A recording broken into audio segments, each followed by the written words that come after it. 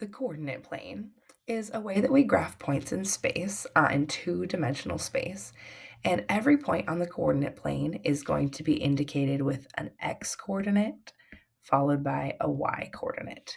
It's also sometimes called the Cartesian plane, named after Descartes. So here it is. You can see the blue line here is the x-axis, and that's essentially like a number line where we have 0 right here in the middle at the origin. And then going to the right, it's getting bigger, and going to the left, it's getting smaller. So as we count along on the x-axis, we go 1, 2, 3, 4, 5, 6, 7, 8, 9, etc., etc. If we're counting to the left from the origin, we count -1, -2, -3, etc., etc. The green line here is our y-axis. This is a number line also, it's just a vertical one. So still that center point right there is the origin, that's 0. As we count up, we're going to go positive, 1, 2, 3, 4. As we count down, it's going to be negative, -1, -2, -3. Our points are always written as xy, as we previously said. X is going to be how far I'm going left to right, and then y is telling me how far I'm going up or down. And we always have it x and then y. So you always want to make sure you go your left to right direction first, and then your up and down for your y, and you don't get those mixed up because the point 3, 2 is very different than the point 2, 3. They're in different places in space. So that is our Cartesian plane. We have some vocab that we use around this. Quadrant 1, that should have been my Roman numeral 1. Quadrant 1 is in our upper right-hand corner, and sometimes when we're first working with the coordinate plane, we will work only in quadrant 1. That's where all of our numbers are positive. So we have positive x values and positive y values.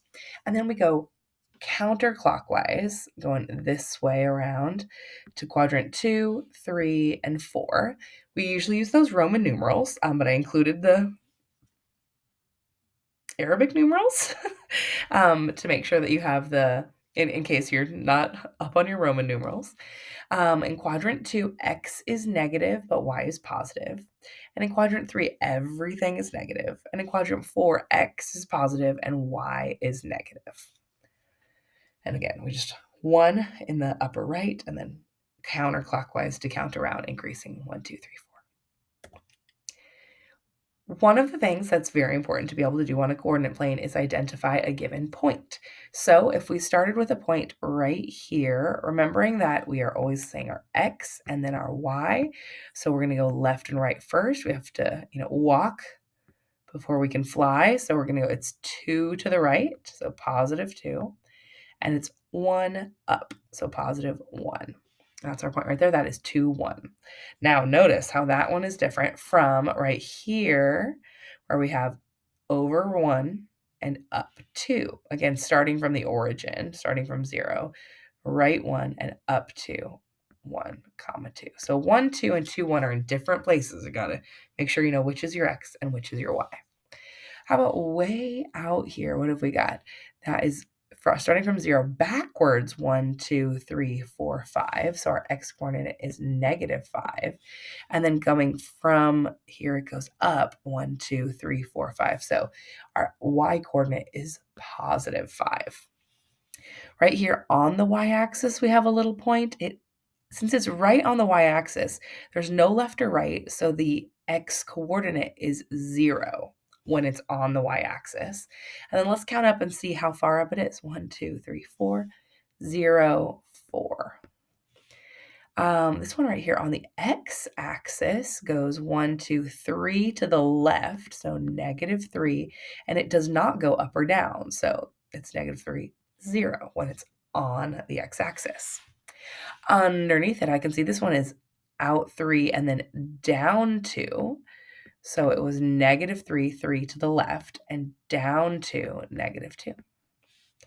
Right here on the y-axis, x is going to be 0 because it's not going left or right from the origin, and then it's going down 3, so that's -3. This little point out here, let's see, 1, 2, 3, 4, and then down 3. So we went to the right 4, that's +4, and down 3 for -3. And we have one little point left to label. is going to be at what? 1, 2, 3, 4, 5, 6. And it does not go up or down, so 6, 0.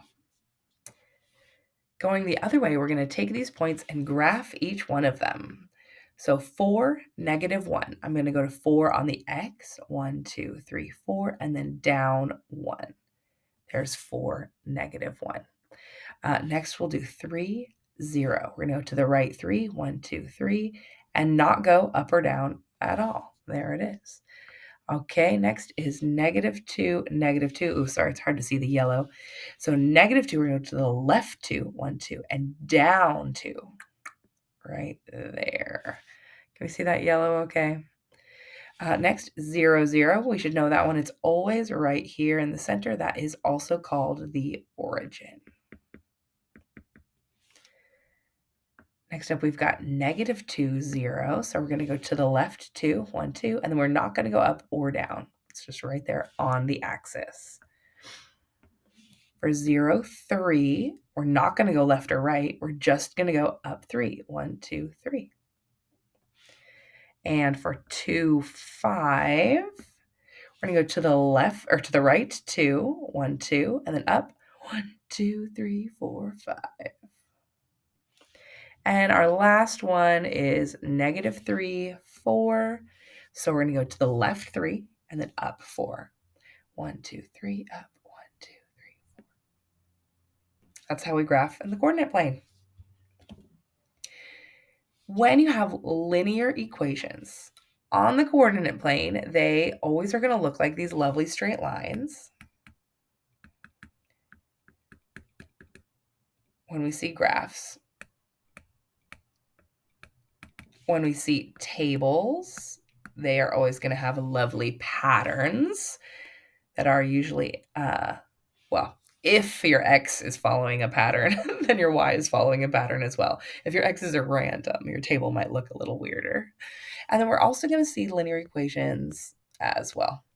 Equations.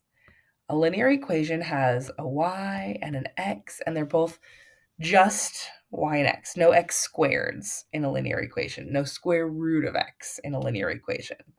So we can represent a linear equation all of these 3 different ways. We can even have it in a word problem, in a context. Let's look at how these show up. If we have a table of our linear equation and we want to graph it, all we have to do is take these points that are given to us and put them right on the graph. -3, 7. 1, 2, 3, 4, 5, 6, 7. -2, 4. -1, 1. 0, -2, and 1, -5. And, if we were using a ruler, it should come out to a nice straight line.